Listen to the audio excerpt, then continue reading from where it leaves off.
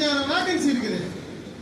நம்ம budget provision போடுறோம் பேப்பர்ல தான், எல்லாம் இந்த ஒர்க் அவுட் செட்டில்மெண்ட் மாதிரி தான். நாங்க பாட்டுக்கு கையெழுத்து போட்டு போவோம், நீங்க சாங்ஷன் பண்ண மாட்டீங்க, அது பாட்டுக்கு பேப்பர்ல இருக்கும், அது பாட்டுக்கு அப்புறம் அடுத்த வேகன்சி வரும். இதுதான் பேப்பர்ல இருக்கும் போது இந்த பேப்பர்ல இருக்கிறத கண்டுபிடிச்சு நீங்க பேப்பர்லயே காலி பண்ணி அப்படி ஒரு நிர்வாகத்தை பண்றது என்னன்னா, ஆளே இல்லாத ஊர்ல டீ கடை நடத்துற மாதிரி டீ யாத்திரான்னு சொல்றாங்க இல்லையா. இதனால நமக்கு ஒரு 10 பைசா வரப்போகுது. ஆனா அதுக்கு ஒரு 10 கோடி ரூபாய் நம்ம செலவு பண்ணி ஒரு ஏர்னஸ் செங்கன்னு ஒரு கம்பெனியை வர சொல்லி, அப்போ என்னன்னா ஆர்டிபிஷியல் இன்டெலிஜென்ஸ் முறையில நம்ம கம்ப்யூட்டர்லயே கணக்கு வழக்க பார்த்து அதெல்லாம் அப்படியெல்லாம் குறைச்சா இது சரியா வந்துடும், இது குறைச்சா அது சரியா வந்துடும், அங்க ஸ்டாஃபை குறைக்கணும் இங்க ஸ்டாஃபை குறைக்கணும்னு சொல்லிட்டு என்ன அது உங்களுக்கு ஒன்றும் புரியல. என்ன ஆர்டிபிஷியல் இன்டெலிஜென்ஸ்ல வச்சு கொடுக்குற ப்ரொபோசலை வச்சு கம்ப்யூட்டர்ல வச்சுக்கிட்டு லிங்கை கனெக்ட் பண்ணி பீஸா கால் பார்த்துருவீங்களா, இல்ல பில்லர் பீஸ் போடுறீங்களா, இல்ல ஹெச்பிஎஸ் போடுறீங்களா, என்ன சர்வீஸ் கனெக்ஷன் கொடுத்துருவீங்களான்னு எனக்கு ஒன்றும் புரியல. என்ன பிரச்சனைன்னு சொன்னா, இங்கேருந்து ஒரு ப்ரொபோசல் போகுது, 11,000 பேர் கேட்டு நீங்க போகிறீங்க. வேகன்சி இன்னைக்கு 30,000 இருக்கு, 36,000 இருக்கு.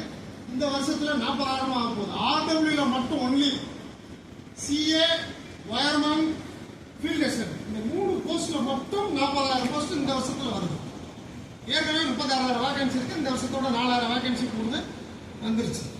நீங்க இங்கேருந்து ப்ரொபோசல் அனுப்புறீங்க, அங்கேருந்து பார்த்தா அது ஏதோ சொன்னா 1,850 அப்படின்னு சொல்லி ஒரு கொடுத்துருக்காங்க அப்ரூவல் அப்படின்னு.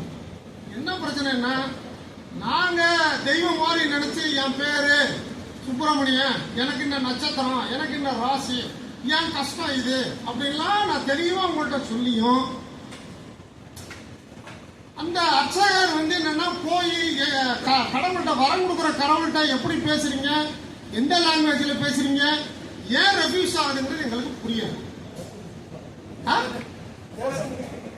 ஆமா ஆமா இல்ல அதுதான் நம்ம நம்புறோம்.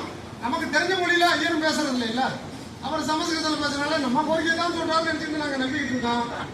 ஆனால் போய் சொல்லி ரிசல்ட் என்னன்னு பார்த்தா ஒண்ணுமே இல்லை. அப்படிங்கிற இப்ப எங்களுக்கு என்ன பிரச்சனைன்னு சொன்னா, நாங்க உங்கள்கிட்ட பேசி நீங்க போய் அங்க பேசி எப்படியாவது வாங்கி கொடுத்துருக்கீங்கிற நம்பிக்கை எங்களுக்கு போச்சு. நேரடியா யார் வரம் கொடுக்குறாரோ அவரையே வர சொல்லுங்க, நாங்க அவர்கிட்ட பேசிட்டோம். என்னப்பா நீங்களா நிர்வாகத்தில் இருக்கக்கூடிய டைரக்டர்ஸ் இவ்வளவு அனுபவம் இருக்குது, இவ்வளவு எக்ஸ்பீரியன்ஸ் இருக்கு, இந்த நிர்வாகத்துல ஏயிலேருந்து நீங்க கீழேருந்து மேல இவ்வளவு டிஃபிகல்டிஸ் இருக்கு, நம்ம தொழிலாளி இவ்வளவு கஷ்டப்பட்டு இருக்காங்கிறத உணர்ந்து இருக்கக்கூடியது. வாரிய தலைவர் அதை உணர்ந்து பேசுறாரு, பல இடத்துக்கு ஸ்பாட் விசிட் போறாரு, டிஃபிகல்டிஸ் இவ்வளவு இருக்குங்க அப்படின்றாரு, நான் கண்டிப்பா வாங்கி தருவேன்றாரு. ஆனா கடைசியில எங்கேயோ ஒரு இடத்துல ரெஃப்யூஸ் ஆகுது அப்படின்னு சொன்னால் எங்களுக்கு என்ன வேற வழின்னு சொன்னா, எதுக்கு இடையில ஒரு ஆளை வச்சுக்கிட்டு நம்ம பேசிட்டு இருப்போம். நேரம் பைனான்சியர் வர சொல்லுங்க, எங்க பிரச்சனையை பேசுறோம், நாங்க சொல்றது நியாயமே இல்லைன்னு அவர் சொல்லட்டும், நாங்க அக்செப்ட். போஸ்ட் ஒரு போஸ்ட் கூட ஃபில் பண்ண வேண்டாம், நாங்க ஏத்துட்டு போறோம். இல்ல எங்களுக்கு புரியல என்ன ப்ராப்ளம்ங்கறத நாங்க டே டு டே அஃபேர்ஸ்ல டெய்லி நாங்க மந்திர சொல்லிக்கிட்டே இருக்கோம். யாரை பார்த்தாலும் இவ்வளவு வேகன்சி இருக்கு, பத்திரிகையில போட்டு இவ்வளவு வேகன்சி இருக்கு, அது பாட்டுக்கு ஏதோ ஒரு அரசியல் இதெல்லாம் சாதாரண விஷயம் பாக்குற மாதிரி நீங்க பாட்டு கடந்து போயிட்டே இருக்கீங்க. இதுக்கு மேல சம்பளத்தை வாங்கி கொடுத்தா அவன் என்ன பண்றது? உயிருக்கு உத்தரவாதம் இல்லாத வேலையில சம்பளத்தை கூட வாங்கி கொடுத்தா மட்டும் அந்த குடும்பம் சந்தோஷப்படுமா? பொண்டாட்டிய பார்க்க முடியல, உள்ள முகத்தை பார்க்க முடியல, ராத்திரி போல நாங்க வேலை செய்ய வேண்டியிருக்குது அப்படின்ற ஒரு சூழ்நிலையில நீங்க என்ன இந்த சம்பள பேச்சுவார்த்தை பண்ணி அதனால என்ன ரிசல்ட் வந்துட போகுது? இந்த இண்டஸ்ட்ரியில ஒரு டீசென்ட் ஒர்க் அஜெண்டாங்கிறது இருக்கா? 8 மணி நேரம் நான் வேலை பார்க்கறேன், ஓய்வு எடுக்கிறேன், உரத்தான் மறுநாள் காலையில என்னுடைய மைண்ட் ரெஃப்ரெஷ் ஆகி காலையில ஃப்ரெஷ்ஷா வேலை செய்யறது கான்சியஸா இருக்கணும். தொட்டா சாக்கு அடிச்சு செத்து போற உத்தியோகம் அது. அப்படியா இருக்கு இன்னைக்கு நிலைமை. அவன் எதுல ஏறான், எதை போய் கை வைக்கிறான், எந்த வீசா காலுக்கு ஏற சொல்ல, எந்த வீடு ஆப்பாது, எந்த பொருள் போய் ஏறாங்கிறதே தெரியாம அடிபடி செத்து.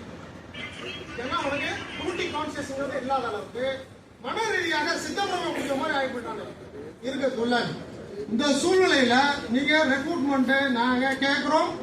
இது கிட்டத்தட்ட நான் இன்னைக்கு போன ப்ரொபோசல்காக சொல்லல, இது ஒரு 5 வருஷமா இங்கேருந்து நாங்க ப்ரொபோசல் கேட்டிருக்கோம், அங்கேருந்து அப்ரூவல் வரல, இங்கேருந்து கேட்டிருக்கோம், அங்கேருந்து வரல.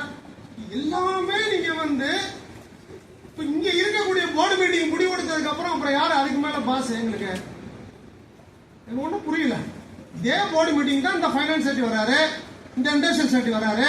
இங்க இருந்து ஒரு முடிவு எடுத்ததுக்கு அப்புறம் நீங்க கவர்மெண்ட்டுக்கு அனுப்பிச்சு அது முடியாதுன்னு சொல்லியாச்சுன்னா ஃபைனான்ஸ் செட்டியே வேண்டாம், டைரக்டர் போஸ்ட்ல தூக்கிடுங்க, தேவையே இல்லை. இங்க உட்காந்து ஒரு சிட்டிங்ல உட்காந்து இது நியாயம், போர்டு கொடுக்கக்கூடிய ப்ரொபோசல்ஸ் எல்லாம் போர்டு மெம்பரும் ஒரு டிசிஷன் எடுத்ததுக்கு அப்புறம் அதே மெம்பர் அங்க போய் நான் வந்து முடியாது அப்படின்னு ரிஜெக்ட் பண்றாரு சொல்லியாச்சுன்னா என்ன ஒரே உத்தியோகம் பார்க்கக்கூடிய ஒரு ஐஏஎஸ் அதிகாரி 2 உத்தியோகம் பார்க்கறாருன்னா இவங்களால புரிஞ்சுக்க முடியும். ஸோ அப்ப எங்களுக்கு என்ன பிரச்சனை, நாங்க இப்ப உங்கள்கிட்ட வந்து பிரச்சனையை சொல்லி எல்லாம் நாங்க புரிய வச்சாலும் கூட ரிசல்ட் ஓரியன்டா ஒண்ணு இருக்க போறது இல்ல. அதனால யாரு எங்களுக்கு ரிசல்ட்டை கொடுப்பாங்களோ அவங்கள வர சொல்லுங்க, அவங்கள்ட்ட நாங்க பேசுறோம். என்ன பிரச்சனைங்கிறது 1 to 1 அவருக்கு புரியும்ல, நாங்க பேசுறப்போ சார் தெரியும். அதனால நாங்க எப்படி எங்க வழி என்ன, எங்க கஷ்டம் என்ன மாதிரி இந்த இண்டஸ்ட்ரியில வேலை பார்த்துட்டு இருக்கோம், எவ்வளவு பிரச்சனையை ஃபேஸ் பண்ணிட்டு இருக்கோம் அப்படிங்கறத நாங்க சொல்றோம். அதுக்கப்புறம் அவர் ரிசல்ட் என்னங்க முடியாதுன்னு சொல்லிட்டோம். அதுக்கப்புறம் அரசாங்கத்துக்கு எந்த லாங்குவேஜ்ல நாங்க புரிய வைக்கணும்னு நினைக்கிறோமோ அந்த லாங்குவேஜ்ல நாங்க புரிய வைப்போம். பார்த்துப்போம், வரட்டு வர சொல்லுங்க, நாங்க பேசுறோம் தயார்.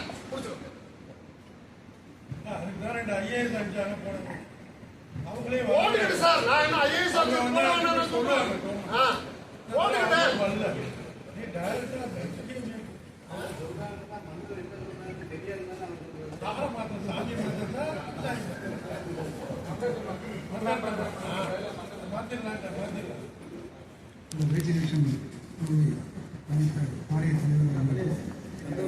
இந்த